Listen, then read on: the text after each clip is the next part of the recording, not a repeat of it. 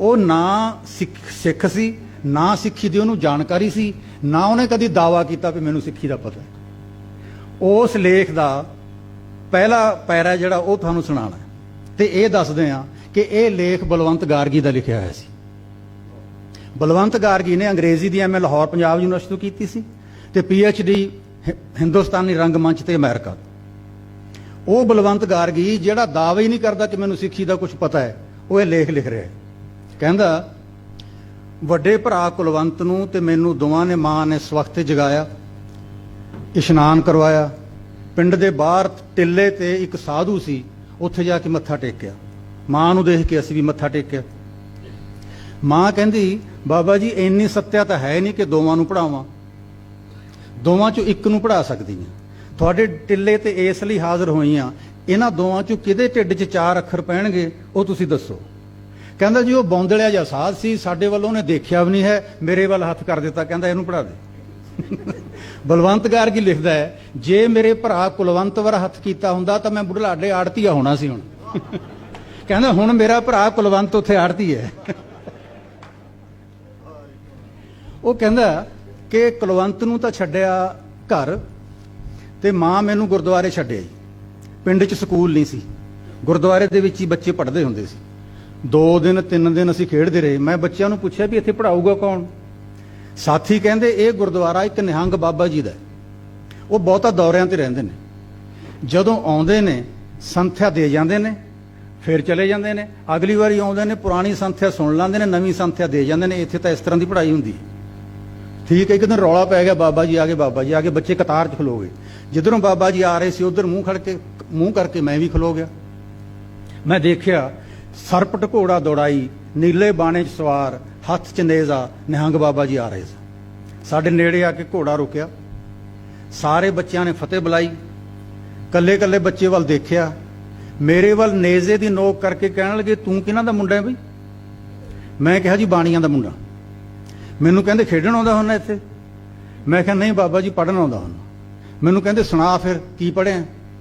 ਮੈਂ ਕਿਹਾ ਬਾਬਾ ਜੀ ਸੰਥਿਆ ਤਾਂ ਤੁਸੀਂ ਹਾਲੇ ਦਿੱਤੀ ਨਹੀਂ, ਜਦੋਂ ਸੰਥਿਆ ਦੇਵੋਗੇ ਫਿਰ ਮੈਂ ਯਾਦ ਕਰੂੰਗਾ, ਉਹ ਤੋਂ ਬਾਅਦ ਸੁਣਾਉਂਗਾ। ਬਾਬਾ ਜੀ ਨੇ ਬਾਕੀ ਬੱਚਿਆਂ ਨੂੰ ਪਿੱਛੇ ਹਟਣ ਦਾ ਇਸ਼ਾਰਾ ਕੀਤਾ।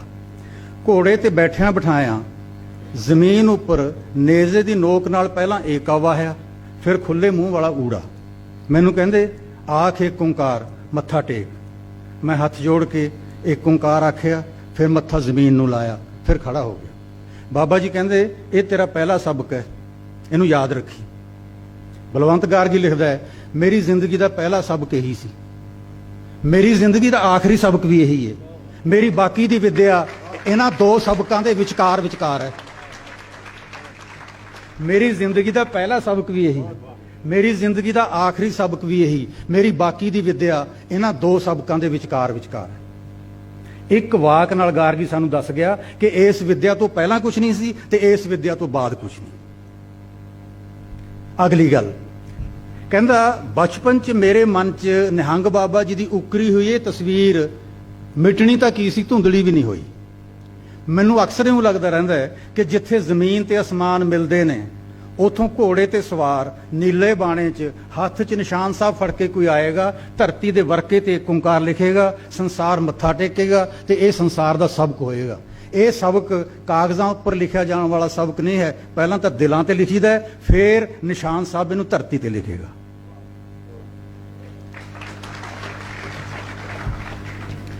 ਦੂਸਰਾ ਜਿਹੜਾ ਵਾਕਿਆ ਤੁਹਾਨੂੰ ਮੈਂ ਸੁਣਾਉਣਾ, ਕਿਉਂਕਿ ਮਾਹੌਲ ਸ਼ਾਇਰਾਨਾ ਹੈ ਨਾ, ਇਸ ਕਰਕੇ ਆਪਾਂ ਨੂੰ ਇਸ ਗੱਲ ਦਾ ਪਤਾ ਹੈ ਕਿ ਸ਼ਾਇਰ ਬਹੁਤ ਵਧੀਆ ਸੀ ਸ਼ਿਵ ਕੁਮਾਰ ਬਟਾਲਵੀ। ਕੁਛ ਇੱਕ ਅੰਦਰ ਦੀਆਂ ਗੱਲਾਂ ਬਾਹਰ ਆਉਂਦੀਆਂ ਰਹਿੰਦੀਆਂ। ਉਹ ਕਹਿੰਦਾ ਹੁੰਦਾ ਸੀ ਕਿ ਮੇਰੇ ਮੇਜ਼ ਤੇ ਜੇ ਦਸਤਾ ਖਾਲੀ ਕਾਗਜ਼ਾਂ ਦਾ ਪਿਆ ਰਹੇ, ਸਫੈਦ ਕਾਗਜ਼ਾਂ ਦਾ, ਮੈਨੂੰ ਡਰ ਲੱਗਣ ਲੱਗ ਜਾਂਦਾ ਵੀ ਮੇਰੇ ਤੋਂ ਇਹਦਾ ਮਤਲਬ ਹੁਣ ਕਵਿਤਾ ਲਿਖਣੀ ਹੋਣੀ, ਇਹਦਾ ਮਤਲਬ ਮੇਰੇ ਚੋਂ ਸਿਰਜਣਾ ਜਾਂਦੀ ਰਹੀ। ਮੈਂ ਖਾਲੀ ਕਾਗਜ਼ਾਂ ਤੋਂ ਡਰ ਜਾਂਦਾ। ਫਿਰ ਮੈਂ ਕੀ ਕਰਦਾ, ਕਾਗਜ਼ਾਂ ਦੇ ਪੁਲੰਦੇ ਦੇ ਉੱਪਰ ਖੱਬੇ ਪਾਸੇ ਸਿਖਰ ਪੈਨ ਨਾਲ ਏਕ ਓਂਕਾਰ ਲਿਖ ਦਿੰਦਾ। ਫਿਰ ਮੈਨੂੰ ਡਰ ਲੱਗਣੋਂ ਹਟ ਜਾਂਦਾ, ਕਿਉਂਕਿ ਸੰਸਾਰ ਦੀ ਸਿਰਜਣਾ ਕਦੇ ਬੰਦ ਹੋ ਹੀ ਨਹੀਂ ਸਕਦੀ। ਤੀਸਰਾ ਵਾਕਿਆ ਗੈਰ ਸਿੱਖਾਂ ਦੇ ਵਾਕਿਆ ਸੁਣਾ ਰਿਹਾ ਅੱਜ ਤੁਹਾਨੂੰ। ਅਫਜ਼ਲ ਅਹਿਸਨ ਰੰਧਾਵਾ 6.25 ਫੁੱਟ ਲੰਮਾ ਕੱਦਾਵਰ, ਪੰਜਾਬ ਹਾਈ ਕੋਰਟ ਲਾਹੌਰ ਦਾ ਨਾਮਵਰ ਵਕੀਲ, ਪੰਜਾਬੀ ਦਾ ਕਹਾਣੀਕਾਰ ਤੇ ਨਾਵਲਕਾਰ। ਉਹਦੇ ਨਾਵਲਾਂ ਦੇ ਹੀਰੋ ਸਾਰੇ ਦੇ ਸਾਰੇ ਸਿੱਖ ਤੇ ਸ਼ਾਨਦਾਰ ਸਿੱਖ। ਮੈਂ ਆਪਣੇ ਡਿਪਾਰਟਮੈਂਟ 'ਚ ਜਾ ਰਿਹਾ ਗੁਰੂ ਗੋਬਿੰਦ ਸਿੰਘ ਭਵਨ, ਸਕੂਟਰ ਸਟੈਂਡ ਤੇ ਲਾਇਆ ਤਾਂ ਦੇਖਿਆ ਵਾਈਸ ਚਾਂਸਲਰ ਦੇ ਦਫ਼ਤਰ ਦੇ ਸਾਹਮਣੇ ਜਿਹੜਾ ਘਾਹ ਦਾ ਲਾਨ ਹੈ ਵੱਡਾ, ਉਹਦੇ ਉੱਪਰ ਰੰਧਾਵਾ ਸਾਹਿਬ ਟਹਿਲ ਰਹੇ। ਮੈਂ ਉਹਨਾਂ ਕੋਲ ਚਲਾ ਗਿਆ, ਸਲਾਮ ਅਲੈਕੁਮ ਰੰਧਾਵਾ ਸਾਹਿਬ। ਮੈਨੂੰ ਜੱਫੀ 'ਚ ਲੈ ਕੇ ਕਹਿੰਦੇ ਸਤਿ ਸ੍ਰੀ ਅਕਾਲ ਭਰਾ। ਮੈਂ ਕਿਹਾ ਜੀ ਆਹ ਮੇਰਾ ਡਿਪਾਰਟਮੈਂਟ ਹੈ ਗੁਰੂ ਗੋਬਿੰਦ ਸਿੰਘ ਭਵਨ, ਮੈਂ ਤੁਹਾਡਾ ਪਾਠਕ ਹਾਂ, ਮੈਂ ਤੁਹਾਡੀਆਂ ਸਾਰੀਆਂ ਲਿਖਤਾਂ ਪੜ੍ਹੀਆਂ ਹੋਈਆਂ। ਤੁਸੀਂ ਜੇ ਸਾਡੇ ਨਾਲ ਬੈਠ ਕੇ ਚਾਹ ਪੀ ਲਓ, ਅਸੀਂ ਫੋਟੋ ਖਿਚਵਾਵਾਂਗੇ, ਯਾਦ ਰੱਖਾਂਗੇ, ਦਿਖਾਇਆ ਕਰਾਂਗੇ ਆਪਣੇ ਵਿਦਿਆਰਥੀਆਂ ਨੂੰ। ਉਹ ਕਹਿਣ ਲੱਗੇ ਮੈਂ ਤਾਂ ਵਿਹਲਾ ਹੀ ਆ, ਕੱਲ ਕੰਮ ਕਾਜ ਨਿਬੇੜ ਲਏ ਸਾਰੇ, ਤਾਈਓ ਸੈਰ ਕਰਦਾ ਸੀ, ਚਲੋ ਚੱਲੀਏ। ਆ ਗਏ, ਬੈਠੇ, ਚਾਹ ਮੰਗਵਾ ਲਈ। ਮੈਂ ਪੁੱਛਿਆ ਕਿ ਤੁਸੀਂ ਸਿੱਖਾਂ ਨੂੰ ਪਿਆਰ ਕਿਵੇਂ ਕਰਨ ਲੱਗੇ ਸੀ ਤੇ ਕਦੋਂ ਕਰਨ ਲੱਗੇ ਸੀ? ਤੁਹਾਡੇ ਸਾਰੀਆਂ ਲਿਖਤਾਂ ਦੇ ਵਿੱਚੋਂ ਇਹ ਮੈਨੂੰ ਦਿਸਦਾ ਹੈ। ਉਹ ਕਹਿੰਦੇ ਮੈਂ ਸਿੱਖਾਂ ਨੂੰ ਪਿਆਰ ਕਿਉਂ ਨਾ ਕਰਾਂ, ਮੈਂ ਸਿੱਖ ਹਾਂ। ਮੈਂ ਕਿਹਾ ਤੁਸੀਂ ਸਿੱਖ ਕਿਵੇਂ ਹੋ? ਉਹ ਕਹਿੰਦੇ ਤੁਸੀਂ ਜਨਮ ਸਾਖੀਆਂ ਦਾ ਪਾਠ ਕੀਤਾ ਕਦੀ? ਮੈਂ ਕਿਹਾ ਮੇਰੇ ਜਿੰਨਾ ਪਾਠ ਨਹੀਂ ਕੀਤਾ ਹੋਣਾ ਕਿਸੇ ਨੇ ਜਨਮ ਸਾਖੀਆਂ ਦਾ। ਕੀਤਾ, ਇੱਕ ਵਾਰੀ ਨਹੀਂ ਅਨੇਕ ਵਾਰ। ਕਹਿਣ ਲੱਗੇ ਜਨਮ ਸਾਖੀਆਂ ਦੇ ਵਿੱਚ ਗੁਰੂ ਨਾਨਕ ਸਾਹਿਬ ਮਹਾਰਾਜ ਦੇ ਇੱਕ ਮੁਰੀਦ ਦਾ ਜ਼ਿਕਰ ਆਉਂਦਾ, ਅਜਿੱਤਾ ਰੰਧਾਵਾ। ਮੈਂ ਕਿਹਾ ਬਿਲਕੁਲ ਆਉਂਦਾ ਜੀ। ਉਹ ਕਹਿੰਦੇ ਪੱਖੋਕੇ ਦਾ ਵਸਨੀਕ ਸੀ, ਜਿਹੜੀ ਇਹ ਕਰਤਾਰਪੁਰ ਦੀ ਧਰਤੀ ਹੈ ਮਹਾਰਾਜ ਦੇ ਚਰਨੀ ਉਹਨੇ ਲਵਾਈ ਸੀ, ਉਹ ਸਾਡਾ ਵਡੇਰਾ ਸੀ, ਮੇਰਾ ਪੜਦਾਦਾ ਸੀ ਉਹ। ਕਹਿਣ ਲੱਗੇ ਕਿ ਡੇਰਾ ਬਾਬਾ ਨਾਨਕ ਜਦੋਂ ਉਦਾਸੀਆਂ ਤੋਂ ਆਏ ਨਾ ਮਹਾਰਾਜ, ਉਦਾਸੀਆਂ ਸਮਾਪਤ ਕਰਨ ਦਾ ਐਲਾਨ ਕੀਤਾ, ਉਦਾਸੀਆਂ ਦਾ ਲਿਬਾਸ ਸਾਡੇ ਖੂਹ ਤੇ ਉਤਾਰਿਆ ਸੀ। ਸਾਡੇ ਬਾਬਾ ਜੀ ਅਜਿੱਤਾ ਰੰਧਾਵਾ ਦੁਨੀਆਦਾਰੀ ਦਾ ਲਿਬਾਸ ਲੈ ਕੇ ਆਏ ਸੀ, ਖਾਣਾ ਲੈ ਕੇ ਆਏ ਸੀ, ਮਹਾਰਾਜ ਦੇ ਚਰਨਾਂ 'ਚ ਰੱਖੀਆਂ ਸੀ ਇਹ ਭੇਟਾਂ। ਫੇਰ ਬੇਨਤੀ ਕੀਤੀ ਸੀ ਜੀ ਸਾਡੇ ਇਲਾਕੇ ਆਬਾਦ ਹੋ ਜਾਣਗੇ, ਤੁਸੀਂ ਇੱਥੇ ਵਸ ਜਾਓ। ਬਾਬਾ ਜੀ ਕਹਿੰਦੇ ਤੁਹਾਡੇ ਤੇ ਬੋਝ ਬਣਾਂਗੇ। ਸਾਡੇ ਪੜਦਾਦਾ ਜੀ ਅਜਿੱਤਾ ਰੰਧਾਵਾ ਕਹਿੰਦੇ ਬੋਝ ਨਹੀਂ ਮਹਾਰਾਜ, ਤੁਹਾਡੇ ਚਰਨਾਂ ਦੀ ਛੋਹ ਸਦਕਾ ਸਾਡੇ ਵੀਰਾਨ ਖੇਤ ਆਬਾਦ ਹੋ ਜਾਣਗੇ। ਅਸੀਂ ਕਿਸੇ ਤੇ ਆਸਾਨ ਨਹੀਂ ਕਰਦੇ, ਅਸੀਂ ਆਪਣੇ ਆਪ ਨੂੰ ਪਾਲ ਰਹੇ ਹਾਂ। ਤੋ ਅਜਿੱਤਾ ਰੰਧਾਵਾ ਜਿਨ੍ਹਾਂ ਦਾ ਵਡੇਰਾ ਸੀ, ਅਫਜ਼ਲ ਹਸਨ ਰੰਧਾਵਾ ਕਹਿੰਦੇ ਫਿਰ ਮੈਂ ਕਿਉਂ ਨਾ ਮਾਣ ਕਰਾਂ ਆਪਣੇ ਮੁਰਸ਼ਿਦਾਂ ਤੇ ਕਿਉਂ ਨਾ ਪਿਆਰ ਕਰਾਂ ਸਿੱਖਾਂ ਨੂੰ। ਬਸ ਇੱਕ ਦੋ ਗੱਲਾਂ ਤੁਹਾਡੇ ਨਾਲ ਹੋਰ ਕਰਨੀਆਂ ਨੇ। ਅੱਜ ਸਮਾਂ ਨਹੀਂ, ਕਿਤੇ 1 ਘੰਟਾ ਮੈਨੂੰ ਮਿਲੇਗਾ ਨਾ, ਫਿਰ ਤੁਹਾਡੇ ਨਾਲ ਗੱਲਾਂ ਬਹੁਤ ਲੰਮੀਆਂ ਵਿਸਥਾਰ ਨਾਲ ਕਰਾਂਗੇ। ਬਸ ਮੈਨੂੰ ਇਹ ਆਖਿਆ ਸੀ ਪ੍ਰਬੰਧਕਾਂ ਨੇ ਕਿ ਪੰਜਾਬੀ ਦੀ ਵੀ ਕਦੀ ਗੱਲ ਕਰ ਲਿਓ। ਉਹ ਹੁਣ ਦੇਖੋ ਤੁਸੀਂ, ਇਹ ਕਹਿੰਦੇ ਵੀ ਪੰਜਾਬੀ ਨੂੰ ਲੋਕ ਛੱਡਦੇ ਜਾਂਦੇ ਨੇ, ਅੰਗਰੇਜ਼ੀ ਫੜਦੇ ਜਾਂਦੇ ਨੇ, ਤੇ ਆਪਾਂ ਕੀ ਕਰੀਏ? ਆਪਾਂ ਪੰਜਾਬੀ ਐ ਨਹੀਂ, ਉਪਦੇਸ਼ ਦੇਣ ਨਾਲ ਪੰਜਾਬੀ ਨਹੀਂ ਕਿਸੇ ਨੇ ਫੜਨੀ। ਪੰਜਾਬੀ ਜਦੋਂ ਰੁਜ਼ਗਾਰ ਦੀ ਬੋਲੀ ਬਣੇਗੀ ਨਾ, ਉਦੋਂ ਆਪਾਂ ਬਿਨਾਂ ਕਿਸੇ ਤੋਂ ਪੁੱਛੇ ਦੱਸੇ ਪੰਜਾਬੀ ਪੜ੍ਹਨ ਲੱਗ ਜਾਾਂਗੇ।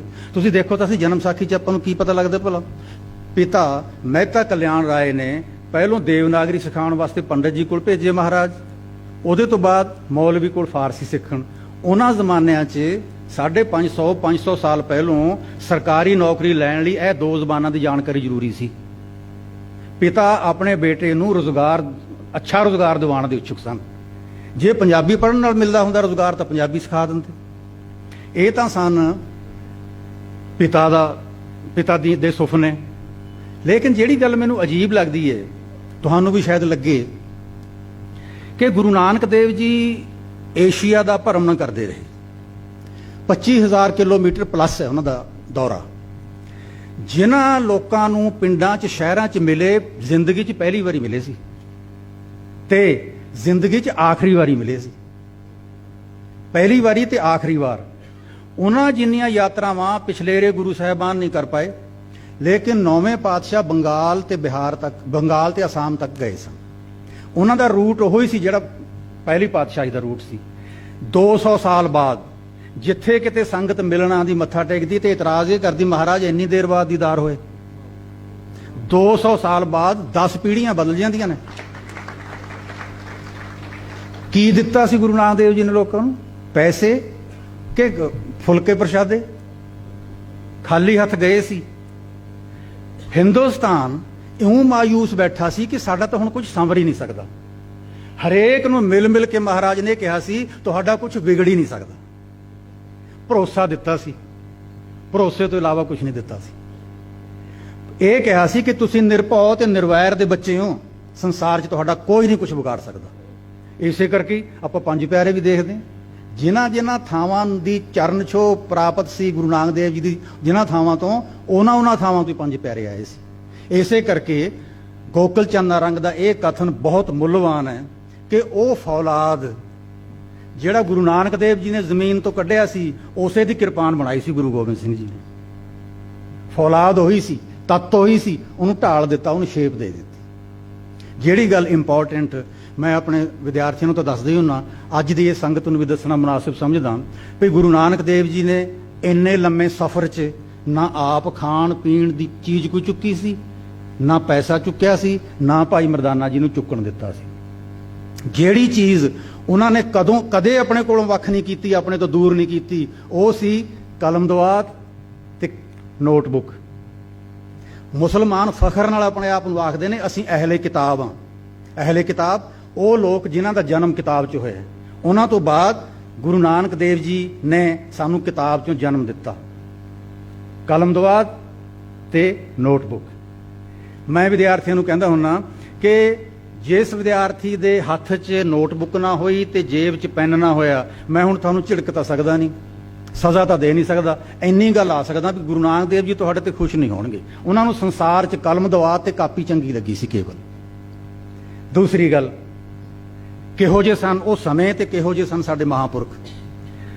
ਦੋ ਵਾਕ ਸੁਣਾਣਾ ਸਿਰਫ ਭਾਈ ਮਰਦਾਨਾ ਜੀ ਬਾਰੇ, ਆਪਸ ਦੇ ਵਿੱਚ ਪ੍ਰੇਮ ਕੀ ਸੀ, ਸੰਬੰਧ ਕੀ ਸਨ। ਇੱਕ ਵਿਦਿਆ ਬਾਰੇ ਬਸ ਦੋ ਵਾਕ ਸੁਣਾ ਕੇ ਖਿਮਾ। ਪਹਿਲਾ, ਸਾਖੀਕਾਰ ਲਿਖਦਾ ਹੈ, ਜਦੋਂ ਬਾਬਾ ਬੰਦਗੀ ਕਰਨ ਲੱਗਦਾ, ਪੰਜ ਕਰਮ ਦੂਰ ਖਲੋ ਕੇ ਮਰਦਾਨਾ ਸਖਤ ਪਹਿਰਾ ਦਿੰਦਾ ਤਾਂ ਕਿ ਕੋਈ ਪਸ਼ੂ ਪੰਛੀ ਜਾਂ ਮਨੁੱਖ ਤਿਨਾਂ ਦੀ ਬੰਦਗੀ ਵਿੱਚ ਵਿਘਨ ਨਾ ਪਾਏ। ਔਰ ਜਦ ਬਾਬਾ ਗਾਉਣ ਲੱਗਦਾ, ਉਠਾਏ ਕੇ ਰਬਾਬ ਇੰਨਾ ਨਜ਼ਦੀਕ ਆ ਕੇ ਬੈਠਦਾ ਕਿ ਗੋਡੇ ਨਾਲ ਗੋਡਾ ਖਹਿੰਦਾ। ਜ਼ਫਰ ਸਾਹਿਬ ਹੈ ਨਾ ਸ਼ਾਇਰੀ, ਕੋਈ ਕਿਤਾਬ 1000 ਪੰਨਿਆਂ ਦੀ ਇਸ ਤਰ੍ਹਾਂ ਦਾ ਸੰਬੰਧ ਚਿੱਤਰ ਸਕਦੀ ਹੈ। ਜਦ ਬਾਬਾ ਬੰਦਗੀ ਕਰਨ ਲੱਗਦਾ, ਪੰਜ ਕਰਮ ਦੂਰ ਖਲੋ ਕੇ ਭਾਈ ਮਰਦਾਨਾ ਸਖਤ ਪਹਿਰਾ ਦਿੰਦਾ ਤਾਂ ਕਿ ਕੋਈ ਪਸ਼ੂ ਪੰਛੀ ਜਾਂ ਮਨੁੱਖ ਤਿਨਾਂ ਦੀ ਬੰਦਗੀ ਵਿੱਚ ਵਿਘਨ ਨਾ ਪਾਏ। ਔਰ ਜਦ ਬਾਬਾ ਗਾਉਣ ਲੱਗਦਾ, ਉਠਾਏ ਕੇ ਰਬਾਬ ਇੰਨਾ ਨਜ਼ਦੀਕ ਆ ਕੇ ਬੈਠਦਾ ਕਿ ਗੋਡੇ ਨਾਲ ਗੋਡਾ ਖਹਿੰਦਾ। ਅਗਲਾ ਵਾਕ, ਇੱਕ ਆਮ ਇਹ ਹੁੰਦਾ ਸੀ ਕਿ ਮਹਾਰਾਜ ਗਾਇਨ ਕਰਦੇ ਤੇ ਸਾਥ ਵਾਦਨ ਰਬਾਬ ਦਾ ਭਾਈ ਮਰਦਾਨਾ ਜੀ ਦਿੰਦੇ। ਇੱਕ ਦਿਨ ਉਲਟ ਹੋਇਆ, ਭਾਈ ਮਰਦਾਨਾ ਜੀ ਆਪਣੇ ਕੋਲੋਂ ਕੁਝ ਬੰਦ ਜੋੜ ਕੇ ਆਪ ਹੀ ਗਾਉਣ ਲੱਗੇ। ਉਹ ਬੰਦ ਸਾਖੀ 'ਚ ਲਿਖੇ ਹੋਏ ਨੇ, ਇੱਕੇ ਤਾਂ ਪੁੱਤਰ ਕਾਲੂਆਨ ਜਿਨ ਸਿਰੀ ਫੁਨ ਤਿਸ ਹੀ ਗੋਈ। ਪਿਤਾ ਕਲਿਆਣ ਰਾਏ ਦਾ ਬੇਟਾ ਇੱਕ ਜਿਹਨੇ ਸ੍ਰਿਸ਼ਟੀ ਦੀ ਰਚਨਾ ਕੀਤੀ ਸੀ, ਅੱਜ ਉਸ ਰਚਨਾ ਦਾ ਪੇੜਾ ਆਪਣੇ ਹੱਥਾਂ ਵਿੱਚ ਲੈ ਕੇ ਦੁਬਾਰਾ ਗੁੰਨਣ ਲੱਗ ਗਿਆ। ਰਚਨਾ ਦਾ ਪੇੜਾ ਆਪਣੇ ਹੱਥਾਂ 'ਚ ਲੈ ਕੇ ਦੁਬਾਰਾ ਗੁੰਨਣਾ ਸ਼ੁਰੂ ਕਰ ਦਿੱਤਾ। ਬਾਬੇ ਕਹਿਆ, ਨਾ ਭਾਈ, ਮੈਂ ਤਾਂ ਤੁਸਾਂ ਦੇ ਤਲਵੰਡੀ ਪਿੰਡ ਦੇ ਬੇਦੀਆਂ ਦਾ ਅਵਾਰਾ ਛੋਕਰਾ ਹਾਂ ਜਿਸ ਦੀ ਕਿਤੇ ਸੁਣਵਾਈ ਨਹੀਂ। ਮਰਦਾਨੇ ਕਹਿਆ, ਇੱਕੇ ਤਾਂ ਪੁੱਤਰ ਕਾਲੂਆਨ ਜਿਨ ਸਿਰੀ ਫੁਨ ਤਿਸ ਹੀ ਗੋਈ, ਤੁਧ ਜੇਵੜ ਪਰਮੇਸ਼ਰ ਹੋਏ ਤਾਂ ਹੋਈ। ਪਰਮੇਸ਼ਰ ਹੋ ਸਕਦਾ ਤੁਹਾਡੇ ਜਿਹੜਾ, ਹੋਰ ਤੁਹਾਡੇ ਜਿਹੜਾ ਸੰਸਾਰ 'ਚ ਕੋਈ ਨਹੀਂ। ਬਾਬੇ ਕਹਿਆ, ਬਸ ਭਾਈ ਬਸ, ਏਦੂ ਅੱਗੇ ਨਹੀਂ ਚਲਾਵਣਾ ਹੋਰ ਅੱਖਰ ਕੋਈ। ਕਿਆ ਬਾਤ ਹੈ, ਤੋਪ ਚਲਦੀ, ਤੀਰ ਚੱਲਦਾ, ਤਲਵਾਰ ਚੱਲਦਾ, ਹਥਿਆਰ ਚੱਲਦੇ ਸੁਣੇ ਸੀ ਆਪਾਂ, ਏਦੂ ਅੱਗੇ ਨਹੀਂ ਚਲਾਵਣਾ ਹੋਰ ਅੱਖਰ ਕੋਈ। ਇਹ ਅੱਖਰ ਚਲਾਏ ਨੇ ਮਹਾਰਾਜ ਨੇ, ਉਹ ਅੱਖਰ ਜਿਹੜੇ ਚਲਾਏ ਸਨ ਉਹਨਾਂ ਨੇ, ਉਹ ਸਾਡੇ ਦਿਲਾਂ ਤੇ ਉਕਰੇ ਪਏ, ਉਕਰੇ ਰਹਿਣਗੇ। ਤੁਹਾਡੇ ਸਾਰਿਆਂ ਦੇ ਦਿਲਾਂ ਤੇ ਉਕਰੇ ਰਹਿਣ। ਮੈਨੂੰ ਪ੍ਰਬੰਧਕਾਂ ਨੇ ਯਾਦ ਕੀਤਾ ਜਦੋਂ ਕਿ ਮੈਂ ਇਹਨਾਂ 'ਚੋਂ ਕਿਸੇ ਨੂੰ ਜਾਣਦਾ ਨਹੀਂ ਹਾਂ, ਫਿਰ ਵੀ ਇਹਨਾਂ ਨੇ ਮੇਰੇ ਤੇ ਕਿਰਪਾ ਕੀਤੀ, ਇੱਥੇ ਤੁਹਾਡੇ ਨਾਲ ਮਿਲਣ ਦਾ ਮੌਕਾ ਮਿਲਿਆ। ਮੈਂ ਸਾਰਿਆਂ ਦਾ ਬਹੁਤ ਬਹੁਤ ਸ਼ੁਕਰਗੁਜ਼ਾਰ, ਬਹੁਤ ਮਿਹਰਬਾਨੀ। ਗੁਰੂ ਮਹਾਰਾਜ ਤੁਹਾਡੇ ਤੇ ਹਮੇਸ਼ਾ ਮਿਹਰਬਾਨ ਰਹਿਣ। ਵਾਹਿਗੁਰੂ ਜੀ ਕਾ ਖਾਲਸਾ, ਵਾਹਿਗੁਰੂ ਜੀ ਕੀ ਫਤਿਹ।